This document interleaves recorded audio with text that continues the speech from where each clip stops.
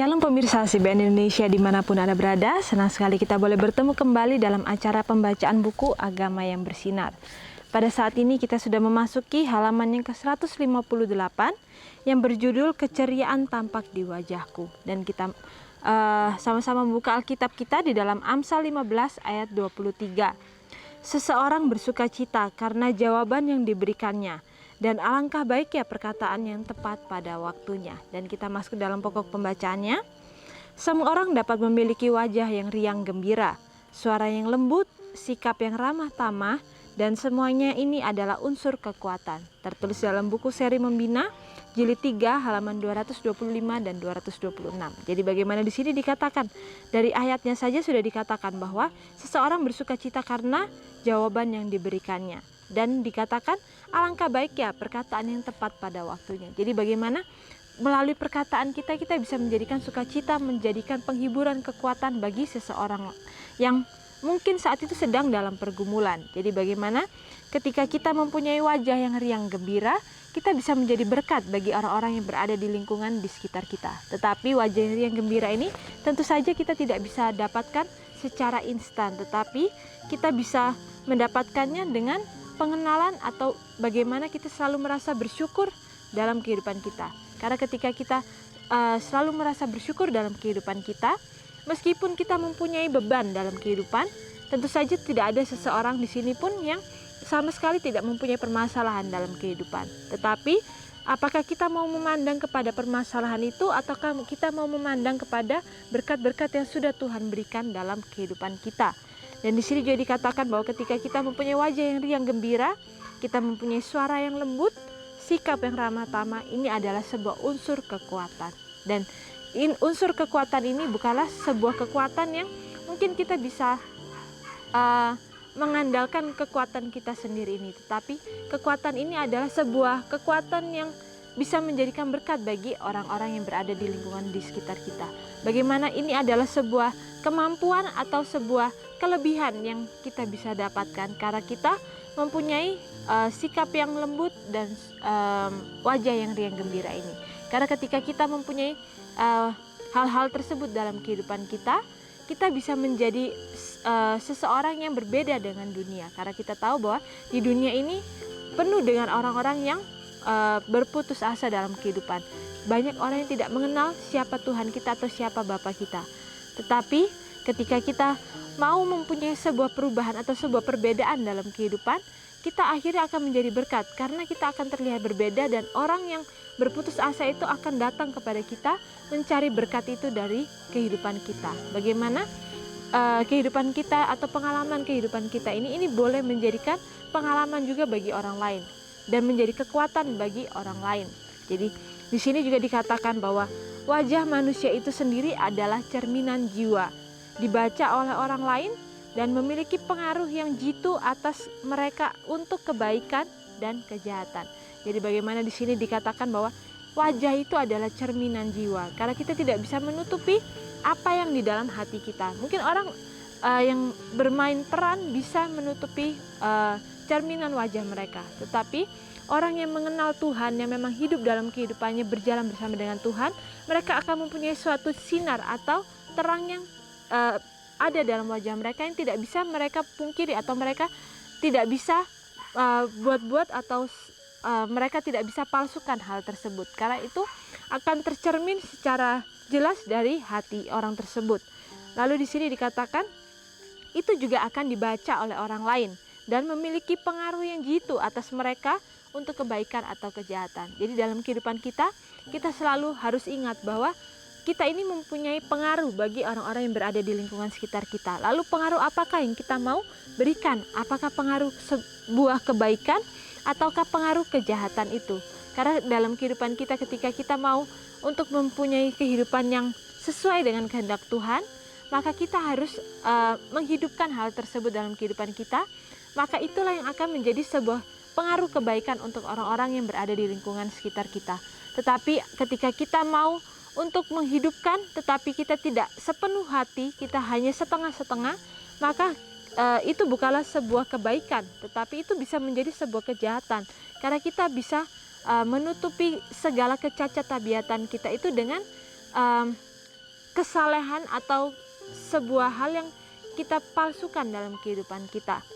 Lalu di sini juga dikatakan bahwa wajah orang yang baik hati dan simpatik akan bersinar dengan kilau kesalehan sejati.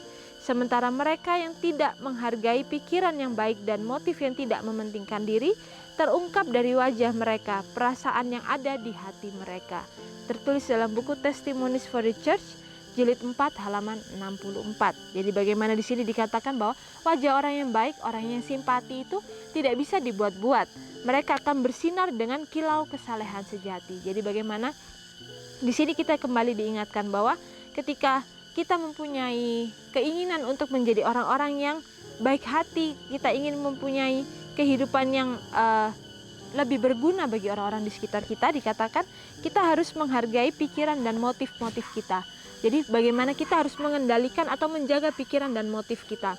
Jangan kita mempunyai suatu keinginan untuk mempengaruhi orang lain atau menjadikan diri kita itu baik di hadapan orang lain, tetapi untuk maksud kepentingan diri kita, untuk maksud kesombongan diri kita.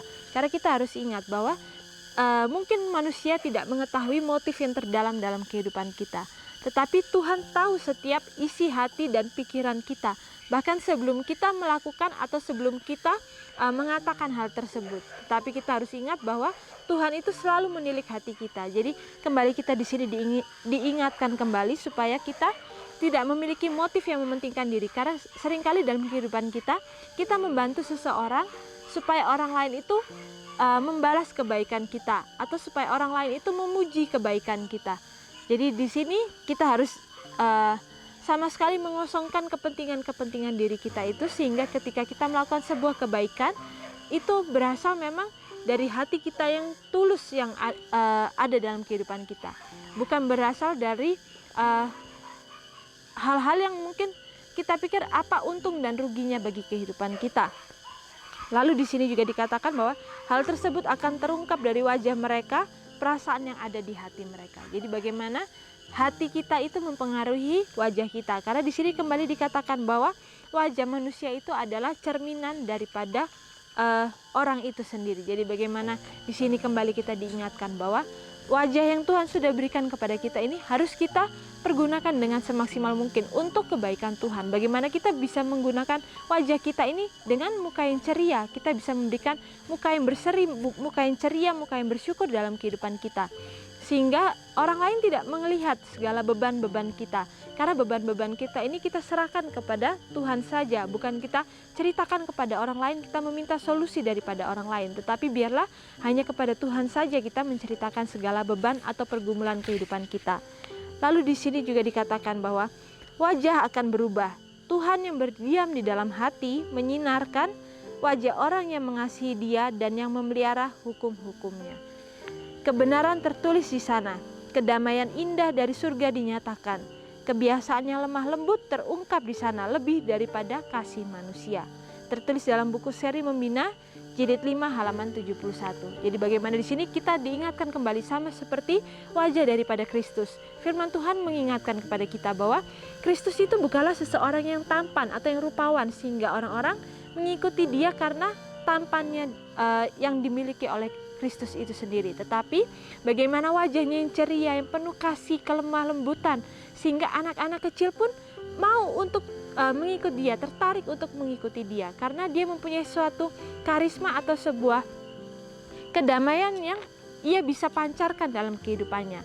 Dan di saat itulah dikatakan kebenaran itu tertulis di sana. Jadi bagaimana kehidupan yang Yesus sudah hidupkan dalam dunia ini, bagaimana Ia selalu berusaha untuk menjadi orang yang ceria, untuk menjadi berkat bagi orang-orang yang berada di sekitarnya, itu boleh kita praktekkan dalam kehidupan kita.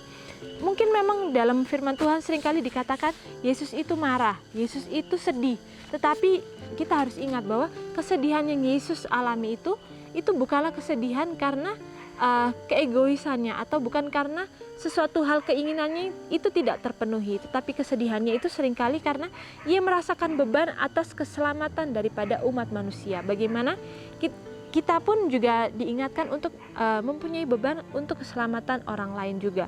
Jadi bagaimana itu juga menjadikan sebuah motivasi bagi kehidupan kita supaya kita bisa menjadi sama seperti Kristus itu. Meskipun kita tahu bahwa kita tidak akan sempurna untuk mempunyai kehidupan yang sama seperti Kristus itu, tetapi bukan berarti hal tersebut tidak bisa kita lakukan atau mustahil kita lakukan. Karena setiap kita mau untuk berusaha hari demi hari, maka Tuhan akan memampukan kita. Ia akan memberikan kepada kita sebuah kekuatan daripada surga, sehingga kita bisa mempunyai wajah yang indah, yang memancarkan kedamaian atau kebenaran Kristus itu dalam kehidupan kita. Lalu di sini juga dikatakan bahwa kebiasaannya lemah lembut terungkap dari sana, lebih daripada kasih manusia. Jadi bagaimana melalui wajah itu dikatakan kita bisa memancarkan kelemah lembutan yang bisa terungkap dari setiap perbuatan kita.